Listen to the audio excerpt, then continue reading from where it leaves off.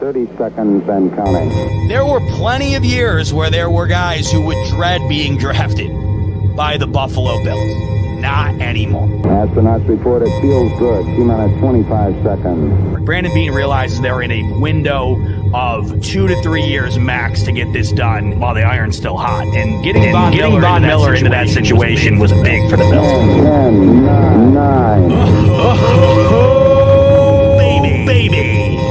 Ignition sequence start. 6, 5, 4, 3, 2, 1, 0.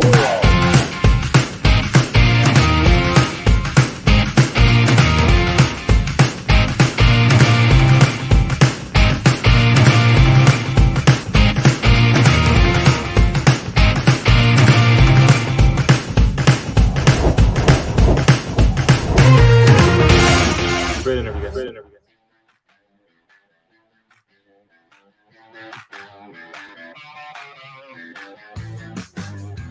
Oh,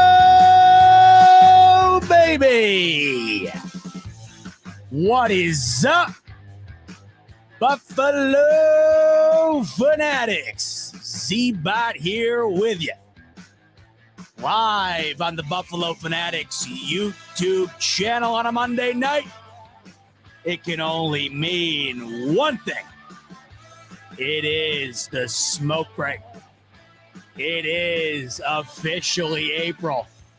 It is officially NFL Draft Month. What? We are 24 days removed from round one of the NFL Draft, where the Buffalo Bills will be picking 27th. Who will the Buffalo Bills be taking to help add to a roster that is currently in a window that is closing but still open, to ultimately try get over the hump and get it done? Who will be the additional new young piece for the Bills to help them do so? Will it be on the offensive end, which many people think it will, which many people, including myself, hope it will? Will Beane go defense again? Would not be uncharacteristic of Brandon Beane to do so. Will the Bills go running back even after getting Damian Harris?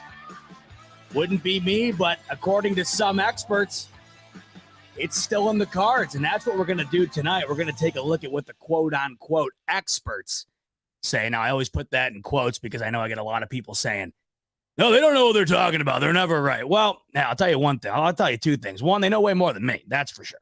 That's for sure. And I can tell you a couple things. And a couple is two. I'll tell you three things. Two, it's the coolest job, whether you're right or wrong. I mean, imagine being Mel Kiper. Your only job all year is to just whip up a mock draft. I mean, realistically, who the hell cares if you're right or wrong? By this time, most people can adequately predict within a couple of picks the top 15 or whatever. So all you really have to do is kind of look like you were in the vicinity of what actually happens. And then you hang the cleats up again for another 365 until the next one. It's awesome. The dude just styles his hair all day and gets ready for the next draft. Great gig. But that's where we're at, folks. 24 days till round one of the NFL Draft. And it feels good because it's the ultimate signal that this season, even though it's just the beginning of spring here, we just what seems like finished the last season. It's always that indicator that the season is going to be here at some point. Just, hold on tight. The draft's in the books. That's always like it's almost like the first lap around the track towards getting to the next season, right?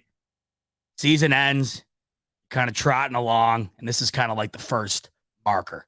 And maybe you could say the opening of free agency is, but it's kind of within the same vicinity. I would say probably opening a free agency, but this is definitely one of those big checkpoints towards getting to the season. So we'll talk tonight about what these quote-unquote experts are saying, as well as an interesting article that I had just pop up right before the show started that I thought we'd take a dive into. It talks about potential trade scenarios. There's 5 of them that Chad Reuter, of NFL Network put out.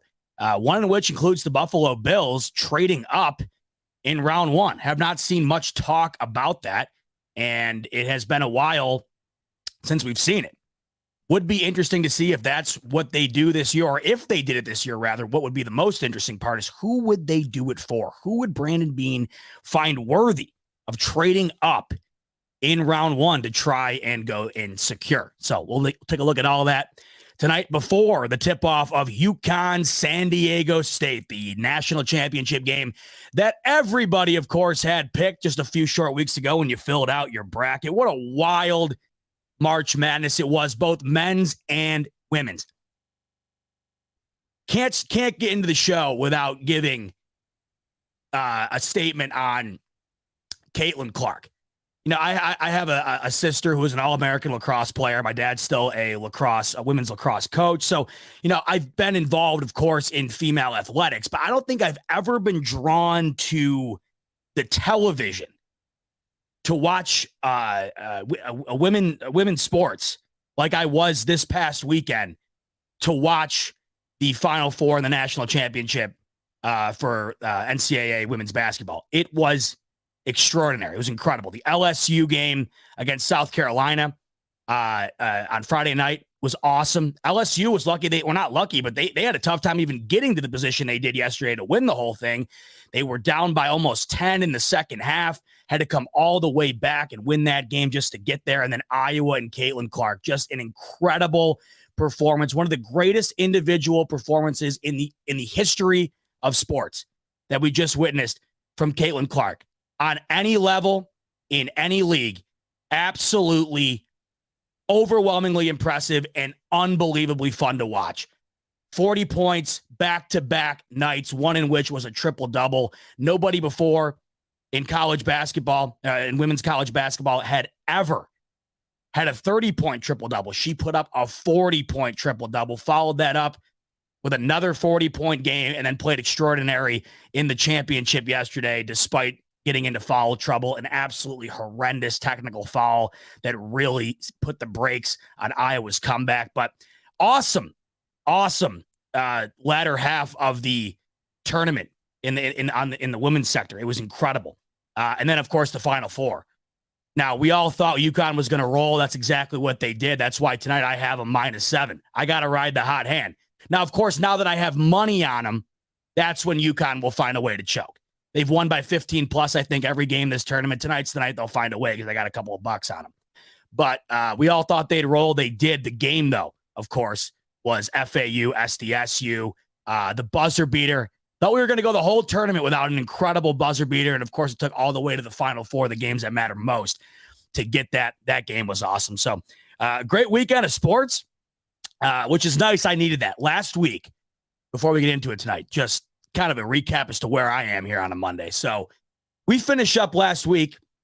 I'm feeling good, man. That was an awesome show last week, by the way. If you're just tuning in for the first time, or, you haven't been able to catch last week's show, go ahead and give that a listen if you have some time. It was me and Rev for almost 4 hours, and we talked about just about anything you could think of, and we were laughing our ass off as usual. It was an awesome show, and I had a ball. Shout out again to Rev for hopping on. That was a lot of fun. So obviously, I was feeling great that night, right? Going almost 4 hours, didn't feel like it at all. Feeling good. How could you not? So I wake up the next day, 2 days later, I think it was. I'm not feeling the best, right? I'm not feeling like terrible, but I'm just not, something's off. Not feeling great. Now, my girlfriend, she's got off of work this week, and I had happened to have a lull in the schedule as well. Speaking of my girlfriend, by the way, check this out before we get into this quick story. So I go downstairs before the show. You want to tell them what you just made? You want to tell all the Buffalo fans what you just made? Take a look at this. Chicken wing from Let me read that out loud if you didn't hear. Buffalo style chickenless wings. These are chicken wings made out of tofu. gluten-free. And it's amazing we've been together for as long as we have. We've been together for almost, 8 years, 18 years. I eat chicken wings like I'm getting the chair tomorrow. And this is Caroline's dinner. God bless her tonight. Deep fried fake chicken wings. Now, I've never had them before because they're usually not gluten-free. These ones are gluten-free, which I have celiacs. You all know that by now, I'm sure. So Caroline thought it'd be a great idea if I did a taste test of the meatless chicken wings on the smoke break before we get into it tonight. So now you tried these already? No, You haven't this tried time. them yet. Now is this New blue to- cheese? new to Trader Joe's. All right, so at least she got half this down. Well, not half. Without any meat, it's a little bit more than half. I'd say you're missing here. All right, here we go.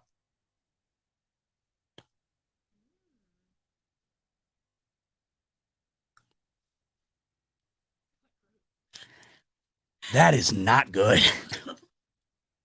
It's not good. Do you get those at Barbell? Do you get those flown in from Barbell? That's some of the best chicken wings I've ever had. No, in all seriousness, that tastes like you deep fried Play-Doh. That is just, I mean, that ought to be illegal. I mean, you can get on people all you want for eating wings with ranch, but at least they're eating wings. I mean, that shouldn't even be allowed in the store. What even is that? What's the ingredients on that?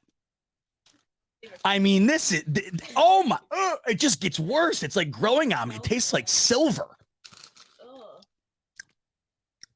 Oh, I even put the hot sauce. I mean, where do they even get off pretending to call that chicken? It's not even hot. There's not even any hot sauce on it, really. It's just fried clay. I mean, see, this is the problem with this. You think you're eating healthy, right? Like, oh, let's go vegan and we'll eat the meatless chicken wings. You want to know what's in a chicken wing? Chicken. You want to know what's in the meatless chicken wings? About 9,000 ingredients, half of which I can't even pronounce. Acacia gum, paprika olegeron, sodium. No, I know that. I better know what that is, I think. And last but not least, methyl cellulose. I think that's what gave it that bite at the end, the methyl cellulose. Get that out of here and throw those out. And not just in the garbage. Go down and put them in the dumpster. God bless her. God bless her. Oh my God. I'm not trying to just put on a show here. That tasted like fried foot. I mean, that's just bad. Can you imagine not eating chicken wings? I mean, I get it. Like if you're a diabetic or you got a health problem, all right, that sucks. I got celiacs. I can't eat a lot of really good stuff. Pizza. I mean, I can eat it, but you have to eat the gluten-free version. I can't just go to Chef's in Buffalo or whatever and get a plate of pasta. I have to get the gluten-free. So it sucks, but it's still, you can get variations of it. But to willingly choose to not eat that stuff will forever blow my mind. And instead, you substitute it with that. And I think you're doing it in pursuit of being healthy. There's no way that's healthy. First of all, it's still deep fried. Second of all, there was 60 ingredients on there, and there's 75% of them aren't even, you can't even read it. It's like reading Braille. Just terrible. Now, this is probably going to lead into what happened to me last week, except I didn't try those yet. I ate something else, or I think I ate something. I don't know what the hell happened. So after the show, I'm feeling great. Next day comes by. And like I said, I woke up and I'm feeling I'm just feeling off. I'm not feeling sick, but something's up. Girlfriend's got off of work. I had a lull in the schedule as well. And it just so happens that my girlfriend's sister and her brother-in-law and my little nieces and nephews, they all had off. Everybody had off on a random Tuesday somehow. And they're like, screw it. Let's go to Great Wolf Lodge. You ever been there as a kid, or you ever taken the kids there? It's up in the Poconos. Super cool. It's when I say gigantic, I mean, this place is huge. And when we pulled up there, they're expanding it. It is massive. Like a compound, this place. It's like a bunch of log cabins you stay in. They're hotels, but they look like log cabins. And then it's a massive indoor water park. So it was a killer price because next week's spring break. So nobody comes this week. Obviously, they're all off next week, usually people. So it was $90 to go and get a room when you get the ticket to the water park, the whole thing. And I'm like, water park, I'm all in with the little guys. It's going to be a blast. So it's 2 hours from the house and we send it. And on the way there, I mean, I'm gradually feeling a bit worse. I couldn't really put my finger on it. It just felt like I wasn't inside of my body. Felt like my mind and my physical being were not intertwined. And it also kind of came with some weird stomach problem that was just not feeling good.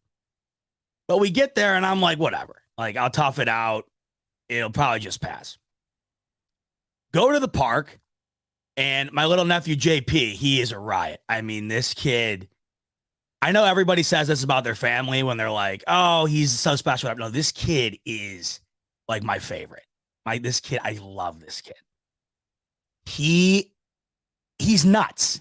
I don't even know how to describe it. The kid's 2, and he's going to be the greatest athlete I think that's ever walked this earth.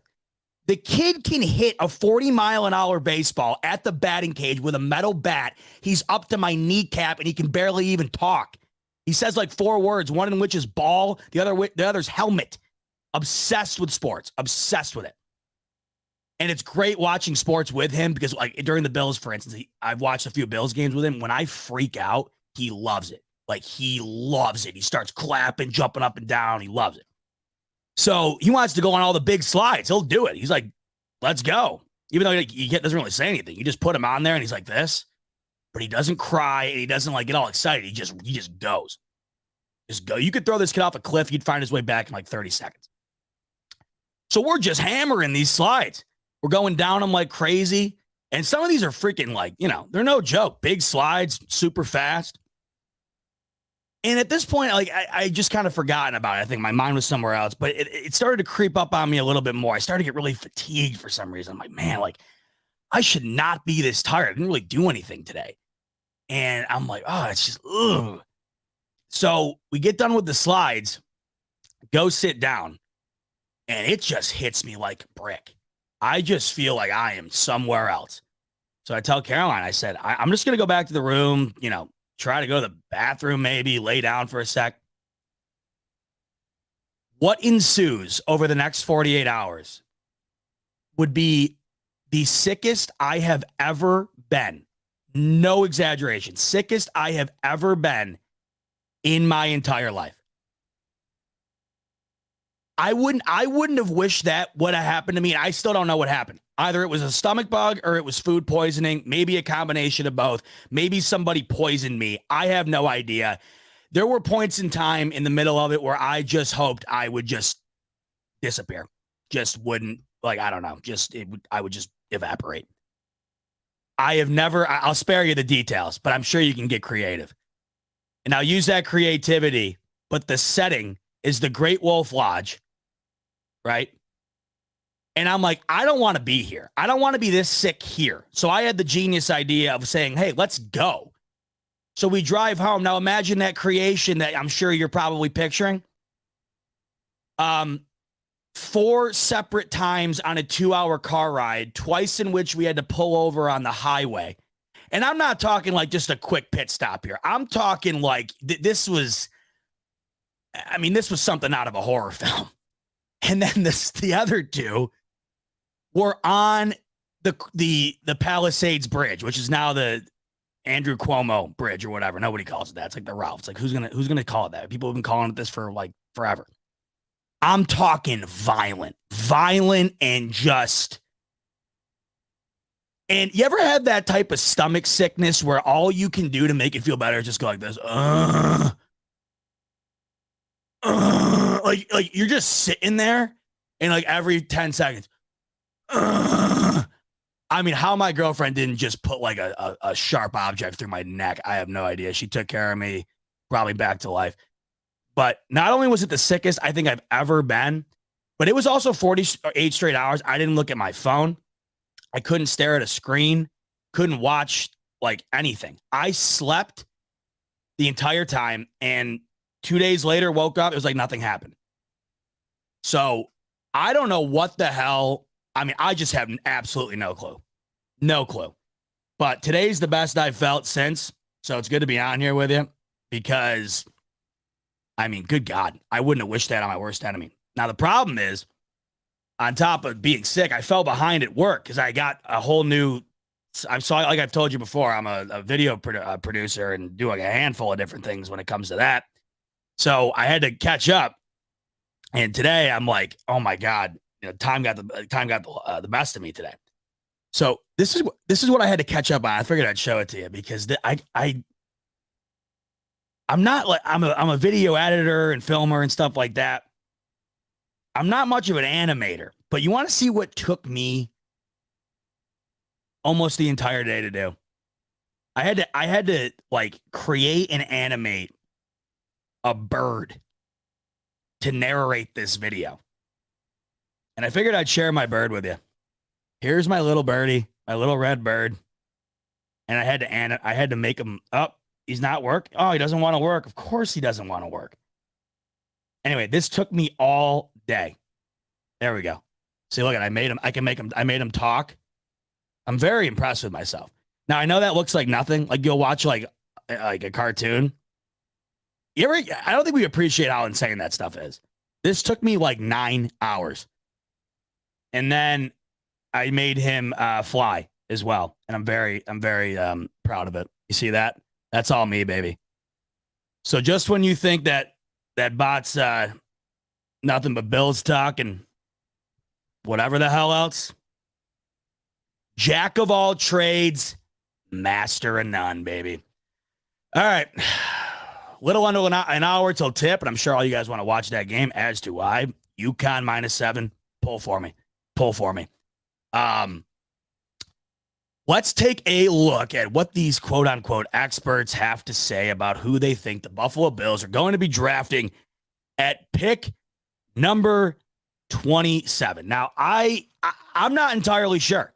I know for me, I think what makes the most sense is offensive line. That's where my mind goes.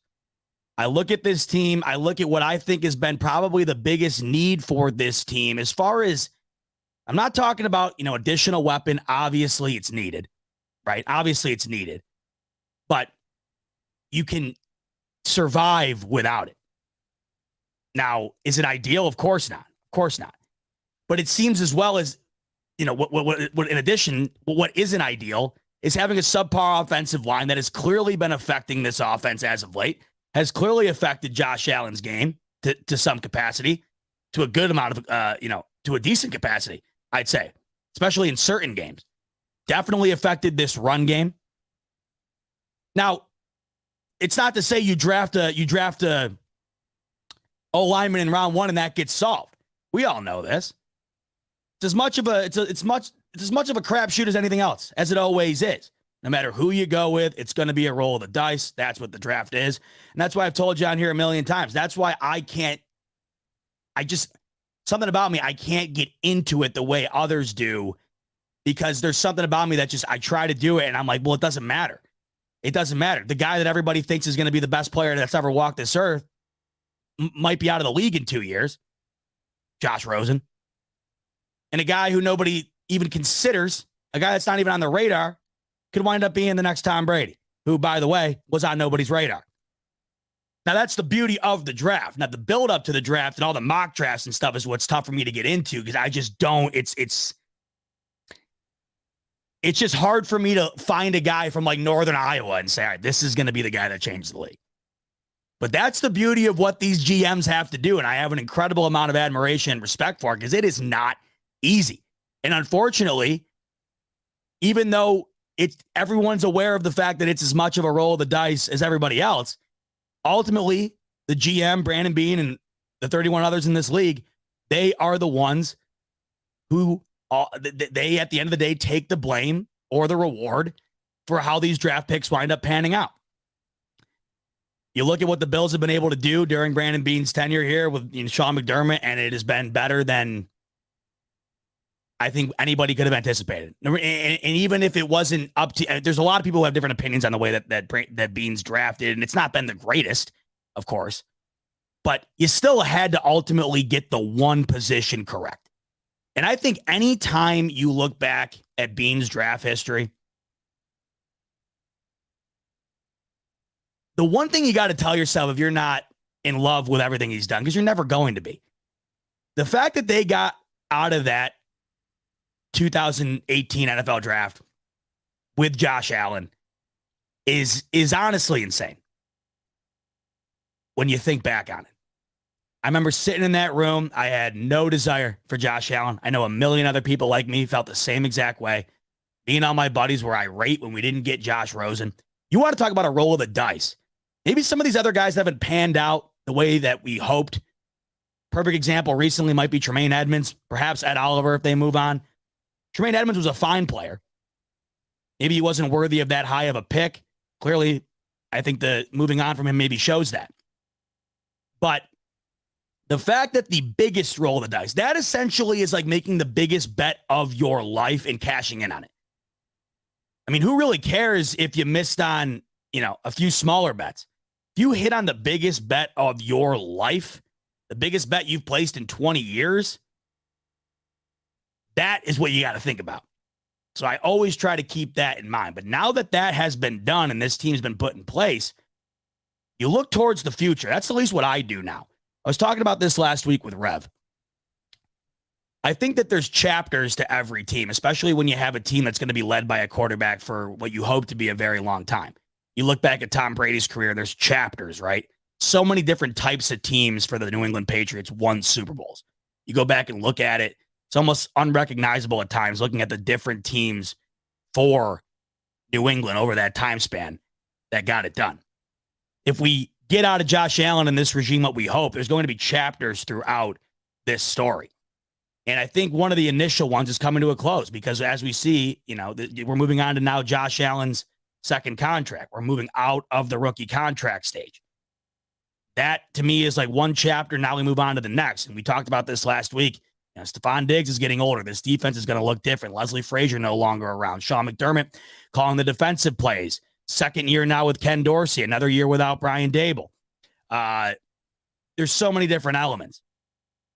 And I look at what this draft could potentially mean. And I hope I look at it and I hope, can we get a guy in here that can immediately be, they don't have to be the best player out on the field. They don't have to be a guy at the end of the year we're saying, defensive player of the year, offensive or defensive rookie of the year, offensive rookie of the year, but a guy that can come in and be impactful and be able to be that and then some over time for a long time. That's what you're hoping for. I don't think I go into this draft or any draft looking at the who the Bills pick and immediately think that's a guy who's going to come out and immediately transition this team. It's tough to think that way when you're picking at 27. Now, of course, if you're picking in the top 10, every fan base feels that way. They should. That's what a lot of these crap fan bases have to look forward to, like we always did. Right? We always had to look forward to the draft because we couldn't look forward to the games. There's no fun in losing. The only thing fun is getting the next guy in hopes that that is the future. It gets tougher down the ladder. We all know that. I just hope this year, no matter who it is, and I'm not really, all I do hope is that it's on the offensive side of things. I know that we're losing pieces on defense. I know the defense is going to look considerably different this year for a variety of different reasons, but it just feels like this is the time to go offense this year. Whether that's receiver, many people, they kind of scoff at a first-round wide receiver, but maybe that's where you trade up. Like I'm about to get to in a second here. Maybe you do go running back again. Who's to say? Maybe you do what I'm kind of hoping, get the best offensive lineman possible. Do what you got to do. I hope that throughout this duration here, Bean has found a guy that he thinks can add to this offensive line and significantly help it and really start to build up a different look for this Bills offense that isn't Josh Allen running like a chicken with his head cut off, trying to save the day. And that's where I consistently go back to the offensive line. And that's where Bean always seems to go back to, too. He's said it several times where he doesn't want to go after the luxury type picks, right? The weaponry, wide receiver, running back, you name it, without having those trenches secured. You cannot tell me the offensive line for the Bills is secured right now. But we shall see. We're 24 days away. Now, I'm interested to see what some of these experts have said. I looked in the, I've looked at a bunch of them over time here, but these are the most recent ones. I know the one we'll look at from Mel Kiper here is as new as a couple of days ago. So these are all brand new. Of course, they're consistently changing. What was relevant a month ago, all of a sudden seems to be completely irrelevant. Welcome to talking about the NFL draft. That's the way it always is. It's hilarious. It blows my mind. Anybody who places like a bet on who they think is going to get drafted, like number one, because you can bet on that type of stuff. Anybody who places that bet in like February, even early March, I think you're out of your mind. There is absolutely no whatever anybody had, whoever is at the top of these mock drafts like a month ago, it's amazing how much it just changes, and it seemingly does out of nowhere. I remember with Zach Wilson.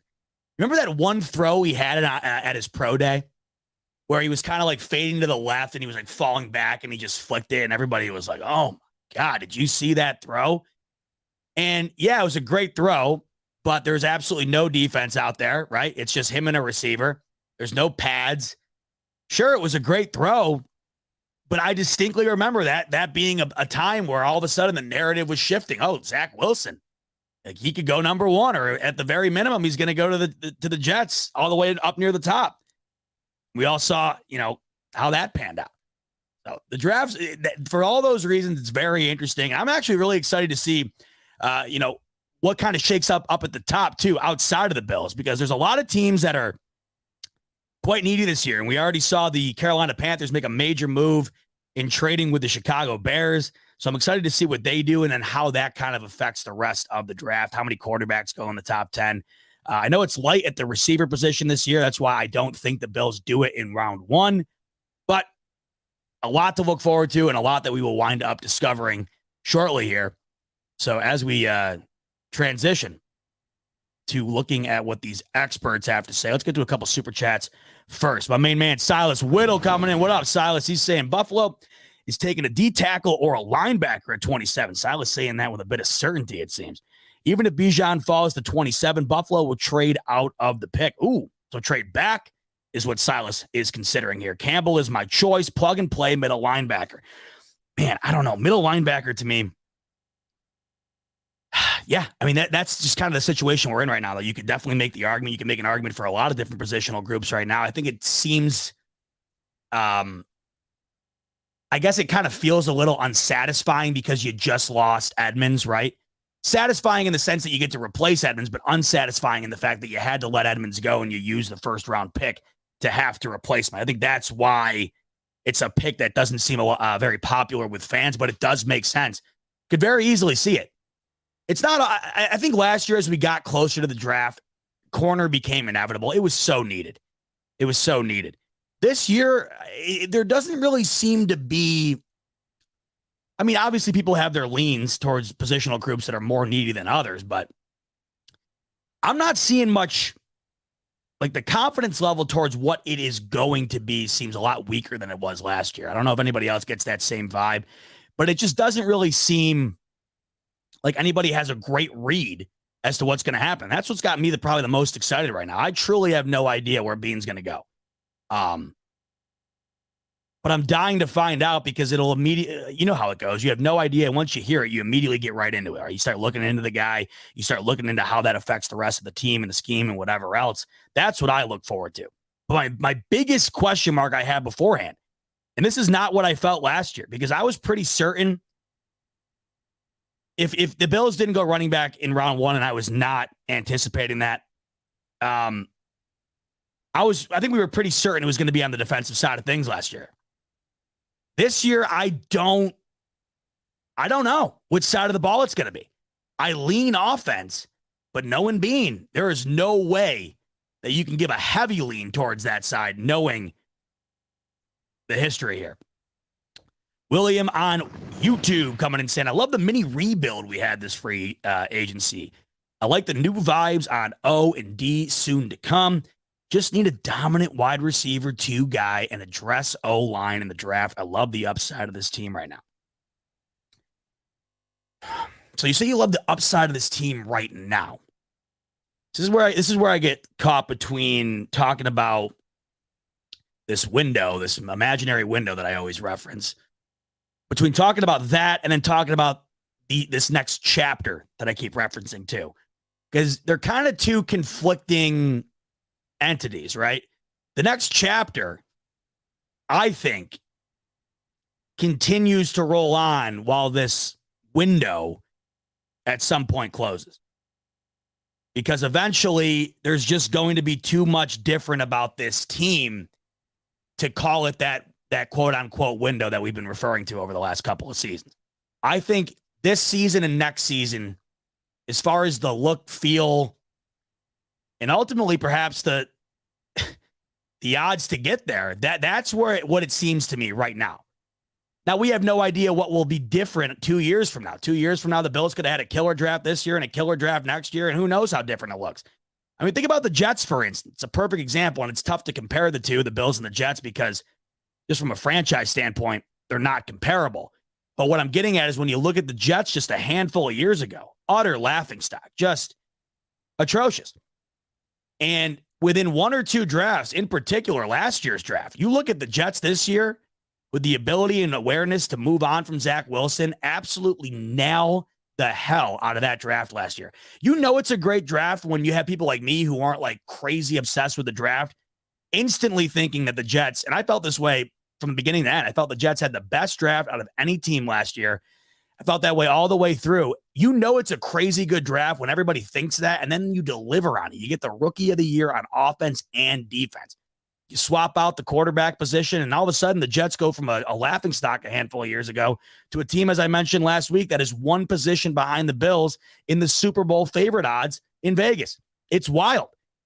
So you have no idea what any team will look like 2 years from now, much less the Bills. All I know is Josh Allen will be here, of course, and with that, they're always going to be in it. But are they going to be in it as much as they are now? Maybe they'll be in it less. Maybe they'll be in it more. We have no clue. But the window in which I think this Bills team has been in, I think it's this coming year, and I think it's next year. Primarily this coming year, though. I mean, this is just such a big year, as was last year, and that's why it was so deflating to have it end the way it did. But I think this year becomes a bit bigger, knowing how last year ended and how you look to see the Bills avenge that. I mean, that was terrible. The differences between coming into this season and coming into last season is like, it is literal night and day. Coming into last season, you come off what it's tough to say. I mean, it sounds stupid to say one of the greatest losses, but truly coming off of that Chiefs loss, I mean, you really came off one of the greatest losses a team has ever had. Josh Allen put together one of the greatest playoff performances in recent memory. Gabe Davis, as a wide receiver, quite literally put up an all-time playoff performance. I'm pretty sure it was record-breaking, the 4 touchdown. And it was also considered to be one of the greatest games in playoff history. You lose that game, and you come out of it with everybody thinking that you were better than you were going into it. It's very rare that happens. And we know what that entailed. You tack on top of that the fact that the Bills went out and got Von Miller, and all of a sudden you blink, and the Bills, they became the team that everybody was hunting, even though the Chiefs have been in that position and remain in that position. Nothing's changed, but the Bills seem to have jumped them going into last year just because of how great they played them despite losing to them. The expectations were insane going into this year, and then we got that false taste. In the beginning, you had people like me coming on, and I felt this way truly. After that Rams game and that Titans game, I was saying, were the expectations somehow too low? Which is absurd because they were ungodly high. And as we saw throughout the course of the year, in addition to all the roadblocks that had to unfortunately pop up for the Bills along the way, it was just not even close to the hype coming in. Now you come in this year, and I prefer it this way. I did enjoy last year going in the way things were because I've never gotten to enjoy that in my life. I've never gotten to enjoy going into a season as the Super Bowl favorite, as the team everybody's talking about. So I had my fun with that. But I did realize, what I thought I was missing this whole time isn't all that great because it adds a whole lot of stress to you as a fan. Of course, it adds a lot of stress to the team. And I think it makes the disappointment even greater when it doesn't end in a Super Bowl trophy. I mean, that's what last year was because it felt that way. And that's what everybody was saying. This year, on the other hand, I see a lot of people down on the Bills, and I get it. There's part of me that's a bit down on these Bills. And I know deep down, there's a part of you that's down on these Bills just a little bit too. How could there not be after what we saw on display against Cincinnati? It was absolutely pathetic. There's no chance. Maybe things have changed now. You've had some time. We all have. And I know things have changed for me. I'm much more optimistic today than I was on that day. But you can't tell me going into this season, you're as much or more optimistic going into the 2023 season as you were going into last year. But there's part of me that actually really likes that. There's part of me that really likes the fact that the Bills are not the team with the gigantic, it's big. They're still the Bills, still Josh Allen, right? They're still the team that are considered to be right below the Chiefs, but it does feel as though Cincy has stolen that thunder, does it not? Cincy whipping the Bills in the playoffs, back-to-back AFC Championship appearances, one in which results in a Super Bowl berth. Kind of feels like that tide's changing a little bit, and I think that's where Josh Allen and the Bills, and ultimately us fans, I think that's where we do our best. We do our best. Our fandom comes out the best when we're considered to be the underdogs. I know Josh Allen's competitiveness comes out the most when they're considered to be underdogs, and I'm sure that goes through the entire team.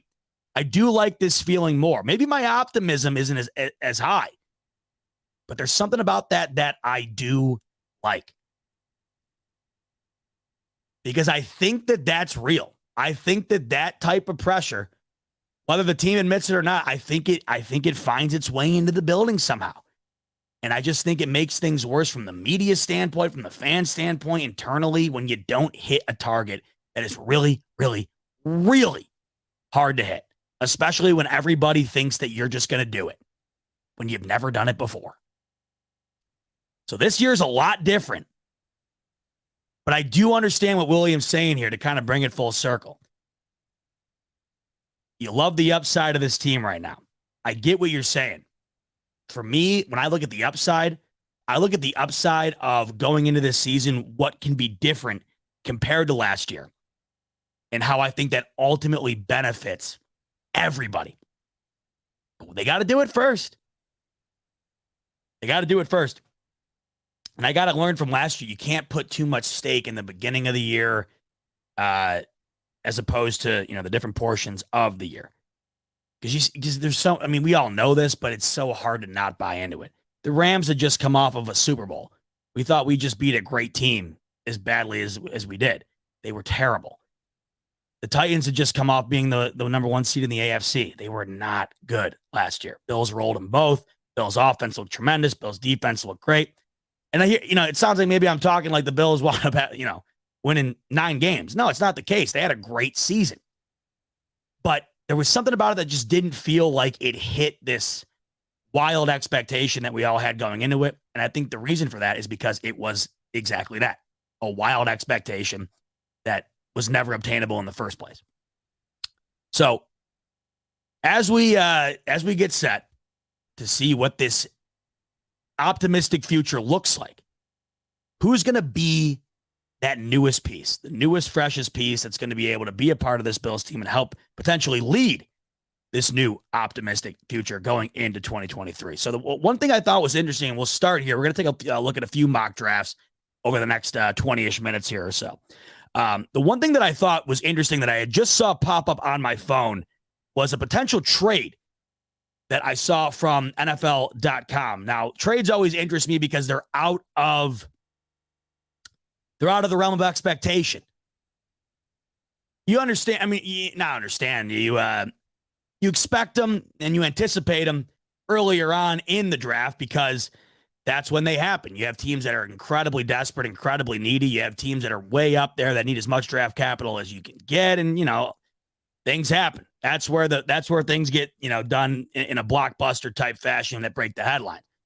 As you get later on, I think that when you're a fan of a team like the Bills or a team that picks in the 20s, you don't typically anticipate a trade as much as you would potentially if you were way up there. I know I haven't really given that much thought, and that's why I found this to be intriguing because it just popped up on my phone before I started the show, and I know I was going to talk about the draft tonight anyways, and I'm like, all right, well, let's take a look at it, and I wanted to save it because I wanted to read it out loud and take a look at it live with you guys without knowing exactly what it is. So here it is. By the way, this is via Chad Reuter over at NFL Network, and he gives 5 round 1 trades that would make sense, and one of which includes our Buffalo Bills. So here it is. It's the Bills trading with the Seattle Seahawks. And here's what Reuter gives as far as compensation and what that results in.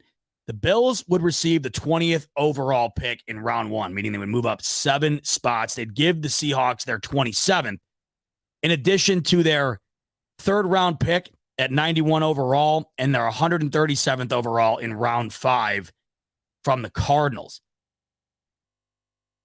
So let's take a look here as to what he thinks is the reasoning behind this.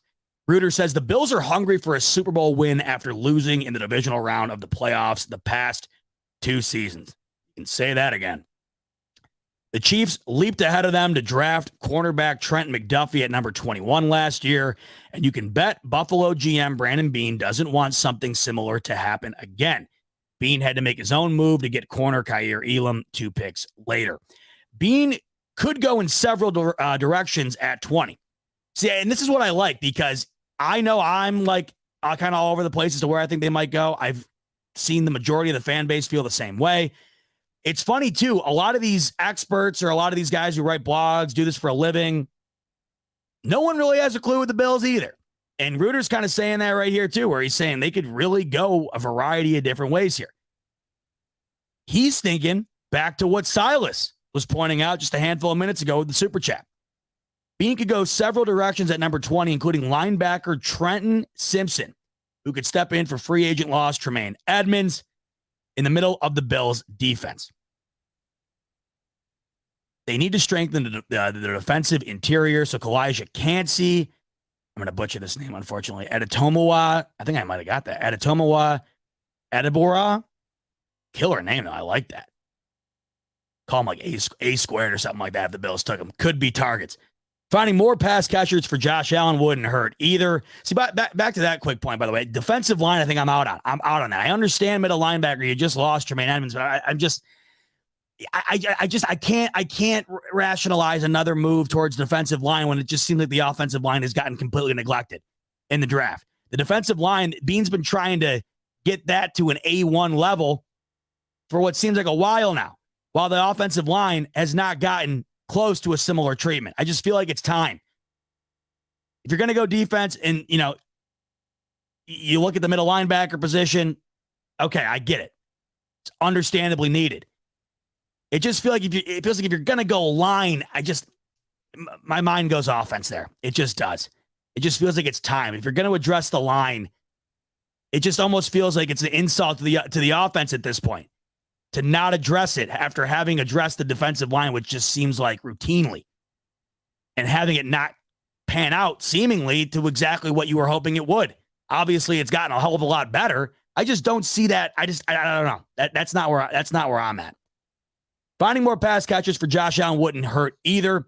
Whether they look at receivers, Jackson Smith, Najiba, Jordan Addison, Zay Flowers, Julian Hyatt, or a tight end, which Rev was speaking on last week. Rev was thinking, hey, why even bother going after another wide receiver and a stud wide receiver too? Why not go after a second stud tight end, pair him with Knox, run a 2 tight end set, and elevate the offense that way, which I found very interesting. Like I said earlier in the show, we talked about that at least last week. If you haven't checked the show out yet, interesting take from Rev there that I had not thought of prior.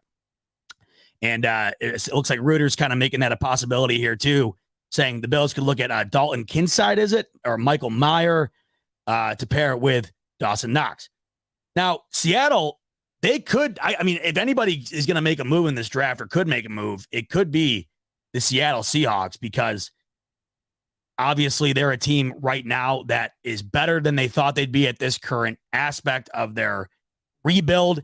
They do have draft capital. They do have a lot of young talent right now that they're looking to build around. At number 27, the Seahawks can still find an offensive lineman, cornerback, or edge rusher who meets their needs. So there it is. The Bills trade with Seattle to get the 20th overall pick in round one. Seattle taking a 27, a 91, and 137 pick from the Bills to get that done. So there's one of the trades that some of these guys, or one of these guys in Trad Reuter, draft analyst, thinks the Bills could do. I don't hate that. Look, and I've said this before. I've been on record saying this probably every year before the draft. I don't care what he does, Bean. As long as he thinks in his mind that it is 100% the best decision, if Bean thinks there's a guy that he absolutely has to have, if there's a guy on the board that has 100 circles around him and there's a trade within sight that's feasible and doable and a team willing to work it out, I mean, how could I not be gung-ho about that? Bean does not strike me as the guy, because he has not been the guy, to be erratic in using draft capital as, fun tokens. That's not who he is.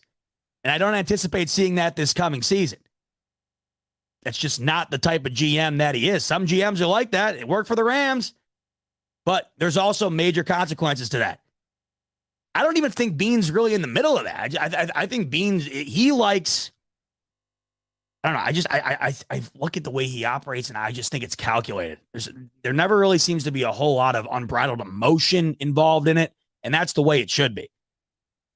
So that's why I always suspend my, how I feel about it for a while until I kind of dive into what the pick is and then what the process was behind it from Bean in making it. Because I have an incredible amount of faith and trust in Brandon Bean. I know some of that has been wavered over the last couple of seasons, especially the last two, right? I get that. But I don't allow that to shake my the way I view this organization and this front office. I don't allow it to rattle it up too much, because that's where I'm at with it. I have just an incredible amount of faith in them to do it, because I like I said earlier, it's so hard to nail it, and everybody wants these guys to just nail it every single time. The way I see it, if Bean has a guy that he thinks is worth trading up for, no matter where it is, if it's logical and he can do it, and it's a guy that he thinks is the guy, I'm all for it. Because I'd much rather have Bean, who, like I said right from the beginning, this is the guy that knows all of it. These are the guys that know it all. So if he has a guy that he absolutely 100% can't go without in this draft, why would anybody want him to settle for the next guy when he doesn't have to? And it's not like moving up to 20 is some crazy, unfathomable idea. You give up a third, yeah. Would you prefer to have it? Of course. But like I said, I'm all for giving it up if it means moving up 7 spots to get the guy Brandon Bean absolutely wants, as opposed to perhaps a second option that he isn't so fond of. Let's move on to the next mock draft that I have queued up here tonight, and this one comes from the OG, the original draft expert with the best hair in the game, Mel Kiper. Now, his pick is incredibly interesting, and that's why I wanted to start off with his right after I talked about that quick trade scenario there. There it is, folks. You can see it right here at 27 on your screen. Bijan Robinson, running back out of Texas. Mel Kiper is not backing down on the Bills going running back in round 1 despite the Damian Harris signing. To me, the second that signing happened, running back 1, which I didn't necessarily think was a very realistic possibility. I mean, not to say it wasn't realistic. I didn't think it was a very high possibility. With that signing, I just don't see it. With the other needs the Bills do currently have, I don't see it. Talked to Rev about this a couple of weeks ago on the show here. He made some good points in talking about, hey, if it's the best player available, you go do it.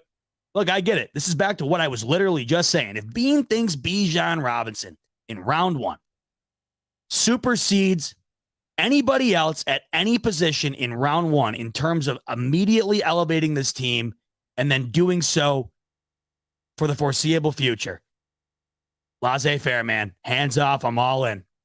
I'm all in. But in looking at what the team's current needs are, what Bean has said in the past, and what I think is going to happen, it doesn't seem like it's going to be in his wheelhouse to do this in round one. What is this? What is this? You made up for the chicken wings. You got me 2 milkshakes? Why did you give me 2? You think I need 2 milkshakes? Vanilla and chocolate. And You this is seriously what- got me 2 milkshakes? Yeah, this is a Are you guys seeing this? 2. That's a keeper right there. I'll share with you. Should we do this right now here live on air? Try it. Shit. Which one should I try first? This is incredible. Imagine seeing the door open and she comes in with meatless chicken wings and you're like, oh, like how do you let her down? And she comes back with 2 milkshakes. All right, what's this one? All right, so this is from this joint down the street from us. It's called Milk and Cookies. They take like a bunch of random stuff and blend it up into milkshakes, like some stupid TikTok thing, but they're phenomenal. Or at least they look phenomenal. I don't even think I've ever had one. This one's what? Chocolate. This one's called Reese's Puff. Reese's Puff cereal and Reese's Piece. I mean, it's impossible for that not to be good.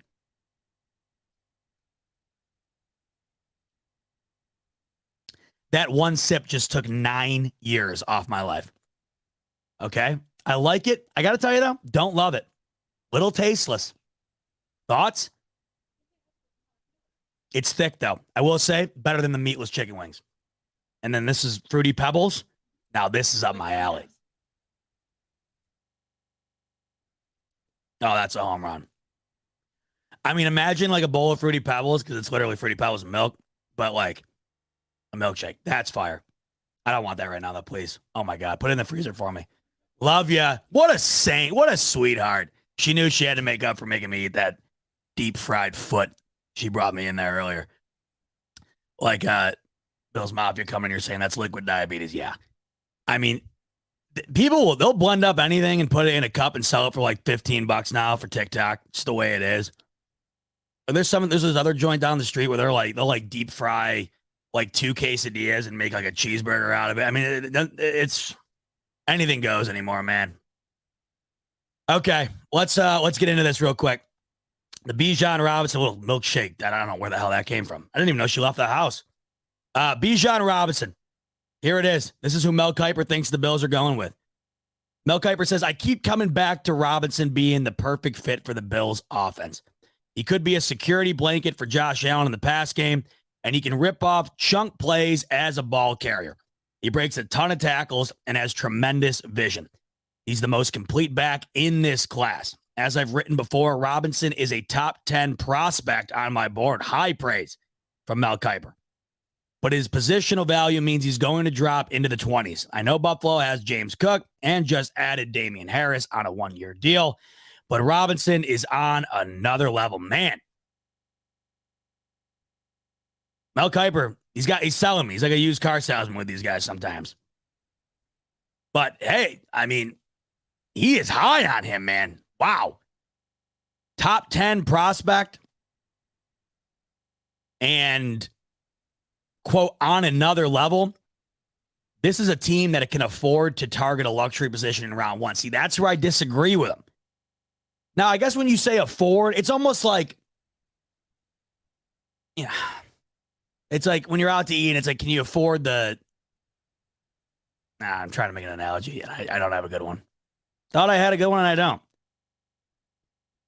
They can afford it in the sense that they could get by with it with Josh Allen. Right? You can do it, and I don't think anybody's going to bang on it for you because you have Josh Allen. If you did this and you had, I don't know, Mac Jones, it wouldn't fly as well, right? But I just think that there are, when he says they can afford it, I don't look at them in a position where you can say that kind of carte blanche like that. Can they? Technically, I guess. Should they, though? That's probably the analogy I was getting at earlier. Like sometimes you want to buy something, you're like, can I buy it? Yes. Should I buy it? That's the bigger question. Just because you have the money in the bank account to do it doesn't necessarily mean you should do it. But Mel Kiper thinks it's the right move for the Bills. That would be interesting, and I'll tell you what, it would be an exciting night amongst Bills Mafia if that happened. Because even though I want an O-lineman as much as I think I've ever wanted one, perhaps, they're not sexy, and ultimately no one's going to go nuts about it like they would a running back. If a running back gets drafted, people are going to be super stoked about it, and then there's going to be a bunch of other people who are going to be super pissed about it, and it'll be a great sit back and observe type night on Bill's Twitter. Couple more real quick before we close up shop tonight and go watch the NCAA basketball national championship, which tips off in a couple minutes here. This one is from Todd McShay. The other, I don't even know what you call him according to, he's basically like Batman and Robin of the draft on ESPN is Todd McShay as a Mel Kiper, Todd McShay. Keon White, offensive linebacker, Georgia Tech. Back to my man, Silas. Silas has linebacker. Chad Reuter over at NFL Network on the first article we looked at. He's got linebacker. Todd McShay, he's got similar thoughts. He says Buffalo's roster doesn't have many holes, so it might be best player available. And White is a steal at this point in round one. The 6'5", 285-pounder posted a 7.5 sack mark in 2022, had a great Senior Bowl week, and then looked good at the Combine.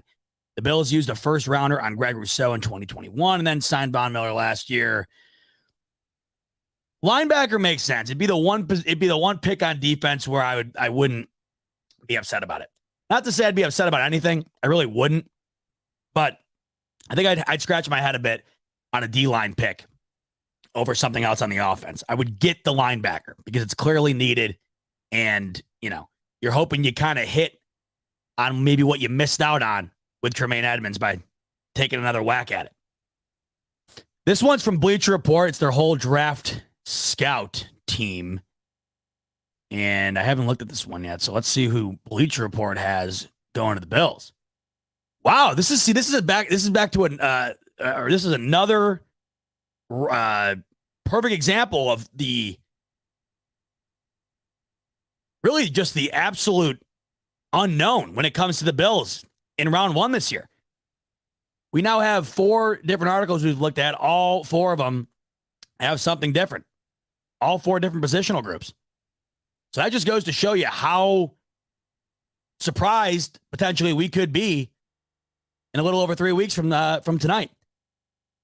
This would be something. Jordan Addison, wide receiver out of USC. Man, you want to talk about a fun night on Twitter. Wide receiver would be a real fun night. Because I think everybody wants that. Maybe they don't want it in round one, but everybody wants another wide receiver for Josh Allen on this team. That is undebatable.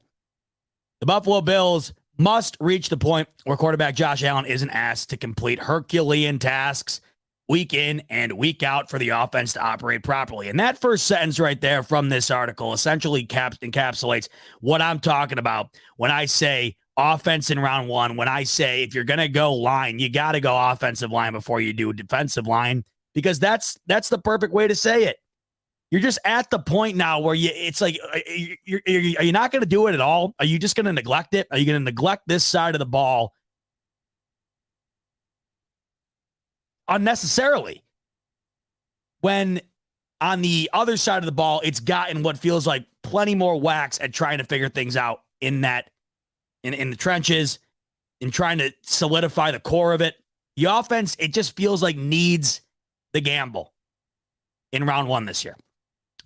At this juncture, the goal should be to make everything easier on him so he doesn't take the same type of hits or needs to make rare throws on the regular. In order for that to happen, those around the quarterback must win their matchups consistently. Quote, outside of Stephon Diggs, the entire Bills receiving core struggled to get open during one-on-one situations last season, from speed threat Gabe Davis to gadget player Isaiah McKenzie to the briefly re-signed Cole Beasley. Klassen said, another receiver besides Diggs who can win one-on-ones is a must this offseason. And USC's Jordan Addison fills the need. I was talking about this once again last week with Rev, where I said, we're talking about the DeAndre Hopkins situation. And I said, look, I don't care if it's DeAndre Hopkins, if it's Jerry Jeudy, if it's OBJ for the right price, or in the draft. I don't care. It doesn't need to be some big name guy that's already established in the league. If we get a guy that Bean feels like is an immediate difference maker at that position, I am all for it. It does not need to be DeAndre Hopkins. It does not need to be anybody currently in the league. If they can get a guy in the draft that they feel can be a player for this team that can alleviate the stress of both Stephon Diggs and Josh Allen, alleviate the amount put on their shoulders to carry this offense, I don't give a shit who it is. It could be one of you guys. You guys suit up, have a killer year. I'm all for it. I could care less. But that's the position that I would love to see be elevated. Round one, though, it doesn't seem to be a gigantic. I don't even know what the right word to say. It just seems like this year when talking about round one wide receivers, a lot of people are kind of like, it's not like it's been recently here, right? It's not like it's been recently where it just seems like it's wide receiver, and there's a million of them, and everybody's got a handful of them that they think are like locks for being a hit in round one. This year's a little bit different. So we'll see. But the interesting aspect of these few that we looked at just now, and what I think is going to be the most interesting aspect of what we see on draft night, is the uncertainty. I think compared to last year, it's a lot different as far as where the Bills could go. I don't even think we have figured out, as far as fans and our projection, I don't even think we have close to figured out what side of the ball it's going to be. That's how much we're kind of in the dark right now, but that's what makes it the most fun, and that's what makes it worthy of looking forward to. I look forward to seeing you again next week. Quick one tonight. I apologize. Although last week we went for 4 hours, so I guess we kind of meet in the middle and then divvy it up. Last week was great. Tonight was great, and next week will be great too. I have some more something fun next week. We'll figure it out. Who knows? Slow week this past week. We got blessed though over the last month with a lot of fun stuff to talk about. So it's all right. We'll take a slow period every now and then. We'll see what happens this current week going into next, but I'll talk to you then. Enjoy the game tonight. Hopefully it's good. UConn's been rolling. Let's see if they can continue to do it. Now, when I say good, I hope it's not too good. UConn -7. Guarantee it doesn't hit. Whatever, story of my life. I'll see you next week. Enjoy the game. Enjoy the rest of your week, everybody. And as always, go Bills.